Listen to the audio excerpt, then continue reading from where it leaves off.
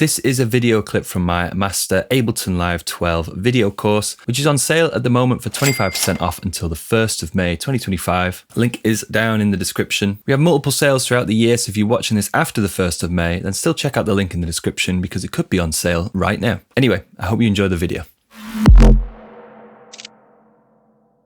And before we get into programming a melodic instrument, we need to talk a little bit about some basic music theory concepts so that you understand the terminology of what we're going to be talking about next. So on our keyboard here, we can play all of the individual notes on the left-hand side, as you can see there.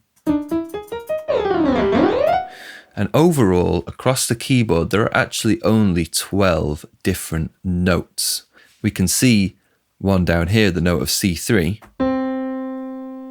So when we press on that key there, we're going to be playing a note of C. The white note above this one, for example, is the note of D.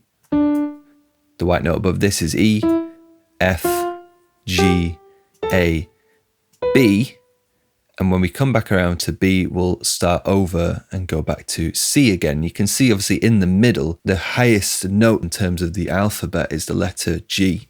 And after the letter G, we return back around to A, B, and then we come all the way back around to C.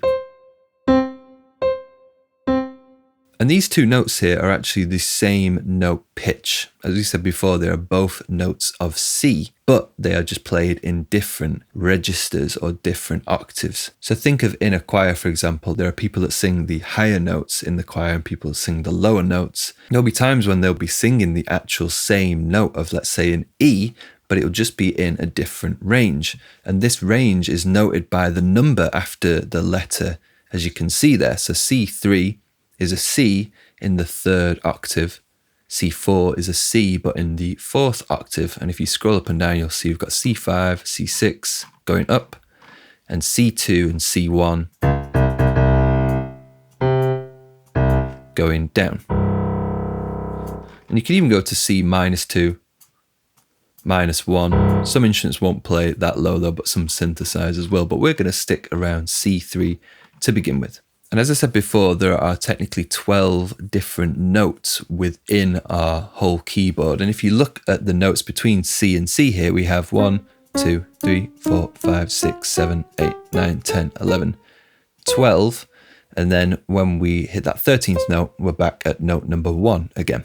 Each of these notes, when we move up and down a note like we've been doing there, these are called semitone jumps. So if we were starting on C and we wanted to move up by 2 semitones, we'd go from C and we'd move up 1, 2 semitones. We'd land on the note of D, D3. If we were to move up by 12 semitones, we would reach the octave above. So plus 12 semitones is always up an octave, minus 12 semitones is always down an octave. And when you just looked at the white keys before, you can see in our 12 notes, we have C, D, E, F, G, A, and B, but this is only 7 of the 12 notes that we actually have because we've missed out all of the black keys in between.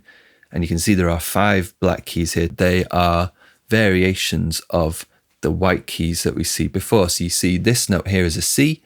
If you move up to the black key above it, you can see it's got this C and then a hashtag and then a number 3. This just means C sharp 3. So when you sharpen a note, you move it up by 1 semitone, not 2. For example, if we go to D, the black note above it is 1 semitone above. So that's going to be D sharp. You'll see here that E and F don't actually have a black key separating them. And that's why E doesn't have a sharp here, but F above F is F sharp.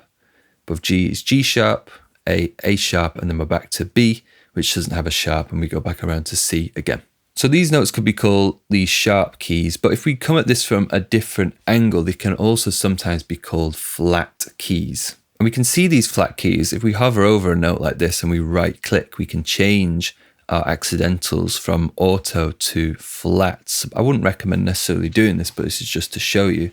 Instead of this being C sharp, flats work in the opposite direction. So this is actually now D flat. So you see that little B sign there is the flat symbol, and that just means you've moved down by a semitone. C sharp and D flat are technically the same note in terms of pitch, but if you looked into it in terms of music theory, they're not actually meant to be the same, but for us now it's fine. They're both the same thing. So you can call these either C sharp or D flat. I would just keep this accidentals on auto. But the thing about these 12 notes is we wouldn't want to use them all at the same time. Not all the notes work nicely together. And this is why when you listen to, say, two songs that are overlapped or play very quickly one after another, it can sound a little bit strange because the first song might be using different notes compared to the second song. And so what we do is we strip out 5 of the notes from our 12 to leave us with 7, and we will call this a key or a scale. And the most easy to understand scale is the C major scale.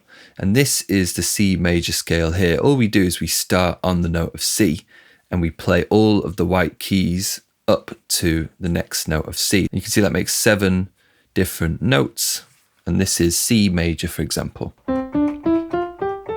Technically would finish there, but it always sounds nice if you go up to the next C.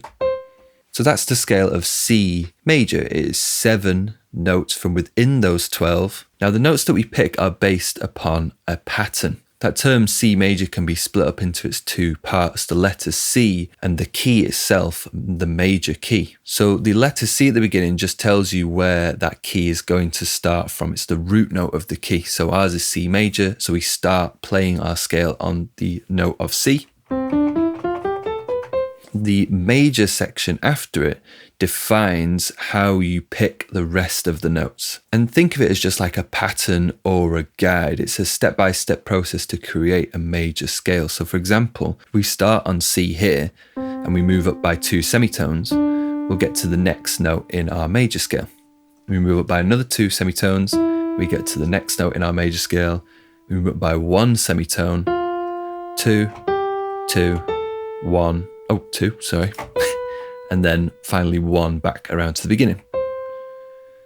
That pattern means you can create a major scale starting on any note. So for example, if I wanted to play a D major scale, we start on the note of D this time instead, but we follow the exact same pattern in terms of the steps. So this is 2, 2, 1, 2, 2, 2, 1.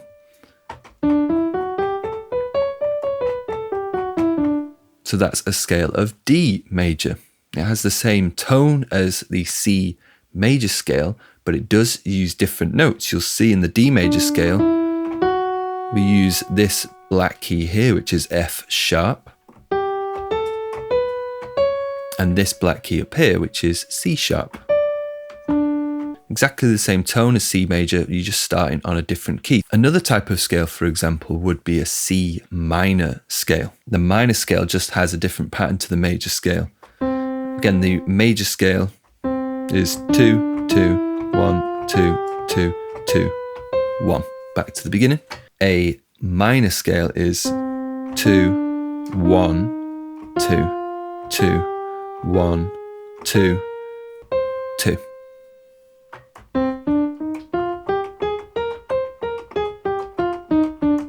C minor scale has a black note here, D sharp,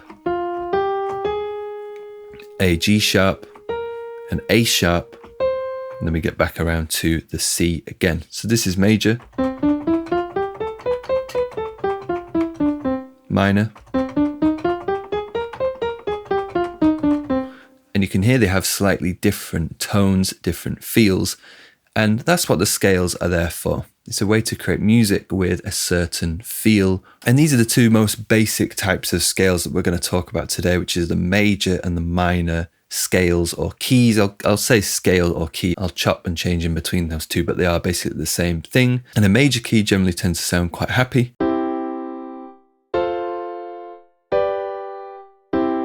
And the minor key tends to sound quite sad.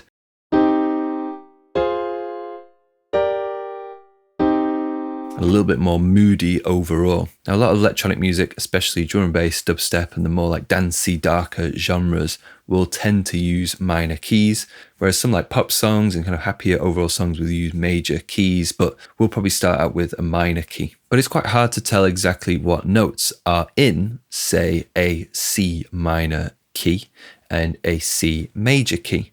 Especially when you are looking at the piano roll itself. You could Google it and find out all the notes individually, but there is a much easier way inside of Ableton. And there are two places really to edit this. We're going to look at this one up here in the top first. This is brand new to Ableton Live 12. This is the global scale feature. And what this does is it allows you to set a global scale or key for your track. And a lot of plugins around Ableton will respond to this global scale. It makes your life a lot easier. So for example, up at the top, you can see right now we're in C major. If we change this to D minor, if we come down to our newly created clip, we have another scale in the bottom left here, and it says D minor already, and that's because the global one has changed up here. You can use this, but it's probably better to use the global one at the top, and then the button up here will turn that scale on and off. And when you have this turned on, you can see in our piano roll that we get an indication of what notes are in the D minor scale. We can also click though on this button up here that says highlight scale, and it's going to make it a lot more easy for us to tell what notes are in the scale of D minor. Any note that has a purple highlight is in the scale of D minor, and of course any note that doesn't isn't. So you can see here it's also going to tell us the root of our key as well, the D. And I can just start to place notes on those purple lines. Oops. Let me just press play on the clip. Now it sounds a little bit weird, but all of those notes are technically in the scale of D minor. One final step that we can do to make it even easier is click the button at the top here that says scale. It only lets you play the notes that are in D minor. It removes all of the notes that aren't in D minor. So wherever you place a note in here, it will be in the key of D minor. When you turn this off, you'll see you can place notes that aren't in the scale of D minor too. Now all these scale settings are just a guide. You don't necessarily need to use them. Having the scale feature turned on is going to make your life at the beginning a lot easier when it comes to writing chords, bass lines and instruments that actually work together and sound good.